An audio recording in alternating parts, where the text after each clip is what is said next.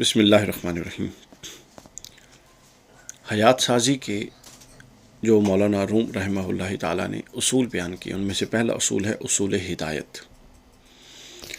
آپ بیان فرماتے ہیں، آفتاب آمد دلیل آفتاب، گر دلیلت بایدز و متاب، کہ آفتاب کی دلیل خود آفتاب کا آمد ہے، اس کی آمد ہے، یعنی سورج جب چڑھتا ہے تو وہ کسی دلیل کا محتاج نہیں ہے، اس کا اپنا چڑھنا اس کے آنے کی دلیل ہے۔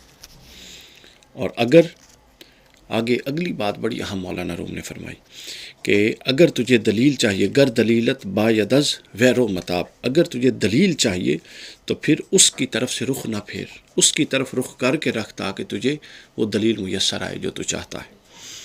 یعنی آفتاب سے رخ پھیر کر بیٹھ جانا، آفتاب کی مخالف سمت میں سفر کرنا اور خواہش یہ رکھنا کہ روشنی حاصل ہوگی اس سے، یہ ایک دیوانے کا خواب ہے۔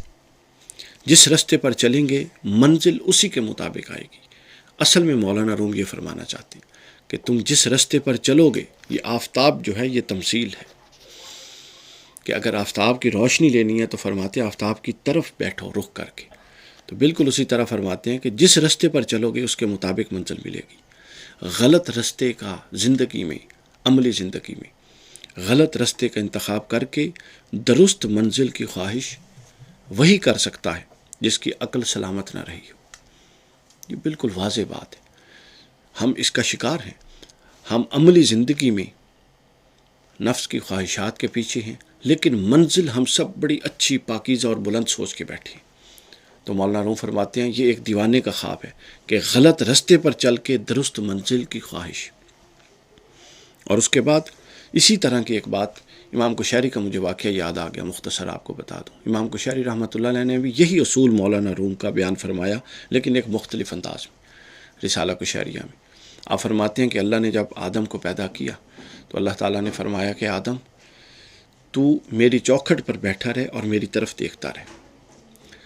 اگر تجھے دنیا اتنی مست کر دے اور تو دنیا میں کھو جائے تو ٹھیک ہے، اپنا چہرہ بے شک میری طرف سے ہٹا لینا، مگر میری چوکھٹ کو نہ چھوڑنا۔ پھر تو اگر اتنا دنیا میں کھو جائے کہ میری چوکھٹ سے بھی دور ہو جائے تو پھر ٹھیک ہے، چوکھٹ سے دور چلے جانا، لیکن اپنی نگاہ میری طرف رکھنا۔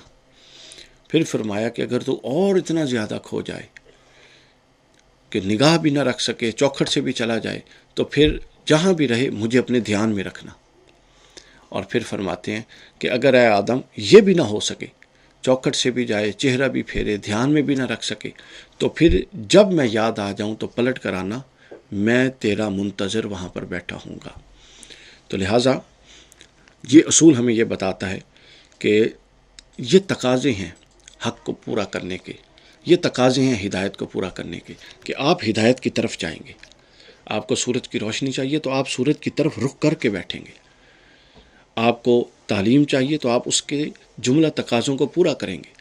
تقاضوں کو پورا کیے بغیر، محنت اور مشقت اور ریاضت کیے بغیر، محض خواہش، محض تمنا اور محض آرزو کو سوار کر لینا اور اسی آرزو میں کھوئے رہنا، لیکن اس آرزو کے لیے جو بنیادی تقاضے ہیں ان کو نظر انداز کر دینا، یہ دانش مندی نہیں ہے، یہ خلاصہ ہے پہلے اصول کا۔